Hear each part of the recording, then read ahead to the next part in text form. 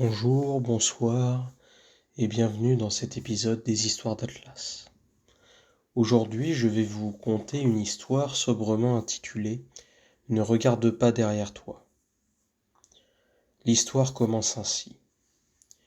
Bonjour, je m'appelle Mike. J'ai 26 ans et je suis pompier dans le Texas. Il m'est arrivé une histoire particulière. Je vais vous la conter. J'habite seul avec mon chat dans un appartement classique. Un matin où je me rendais à la caserne, je sentis que l'on m'observait sur le chemin. Je me suis alors retourné, mais je ne vis personne derrière moi. J'ai donc repris ma route et je me suis hâté d'arriver sur mon lieu de travail. Là-bas, il n'y avait absolument personne. J'ai regardé dans les bureaux, les vestiaires, les couloirs, le hall, absolument partout. Il n'y avait pas la moindre présence et je n'étais pas arrivé tant en avance que ça. Peut-être était-il en mission. C'est probable. Alors je suis de nouveau passé par les bureaux pour consulter le registre, car nous enregistrons chacune de nos missions au moment où les ordres étaient donnés. La dernière mission était datée d'il y a 3 heures, mais aucune information ou détail y était noté, comme si cela avait été noté à la va-vite. Je suis donc monté dans le bureau du directeur et Dieu soit loué, il était là. J'entra, et au moment où nous allions entamer une discussion, le téléphone sonna. Il me fit signe d'attendre et décrocha le combiné.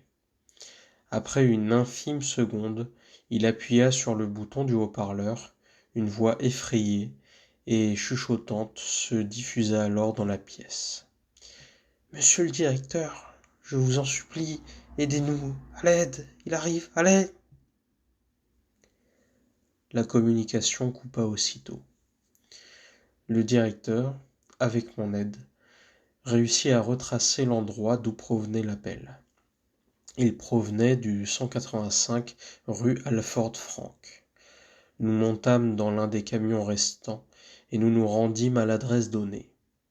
Sur la route, le directeur m'expliqua qu'il s'agissait d'une ancienne usine de bandage, où il travaillait avant. Elle avait été abandonnée suite à une sécurité médiocre ayant entraîné plusieurs incidents. Certains prétendent même avoir eu affaire à des faits plus ou moins paranormaux. Je ressentis un profond malaise suite à ces explications. Arrivés sur les lieux, la première chose que nous vîmes était quelques-uns de nos camions de pompiers. Le directeur, qui connaissait bien les lieux, passa devant et me guida jusqu'au hangar principal. Ce dernier était plongé dans le noir, excepté une petite bougie près d'une porte, puis une autre dans le couloir. Elle traçait une sorte de jeu de piste aux arrière-tons glauques, chaque flamme accroissant notre crainte de découvrir un macabre trésor aux pièces de chair et de tripes.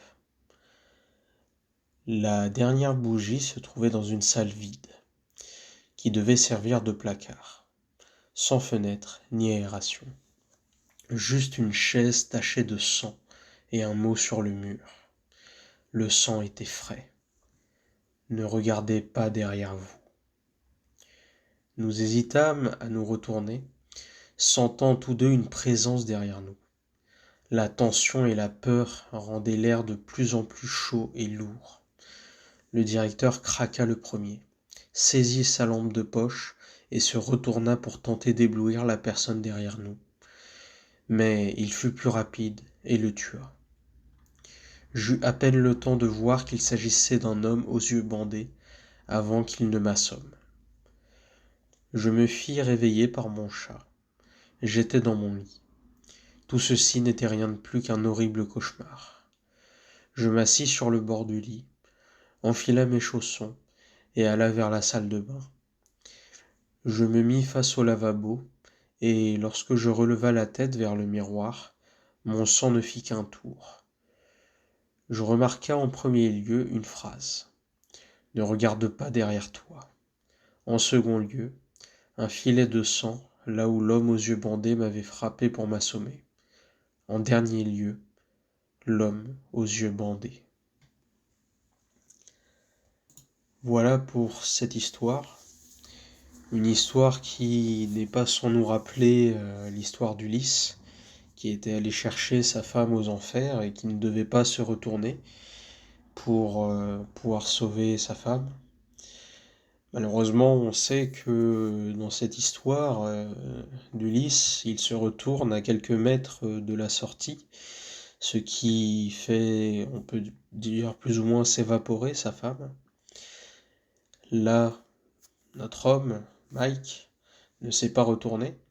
Malgré tout, il a vu l'homme, donc est-ce que lui aussi est condamné à se faire tuer par cet homme aux yeux bandés, ou est-ce que il s'en sortira? Je vous laisse vous faire votre propre hypothèse. Prenez soin de vous. C'était Atlas. Au revoir.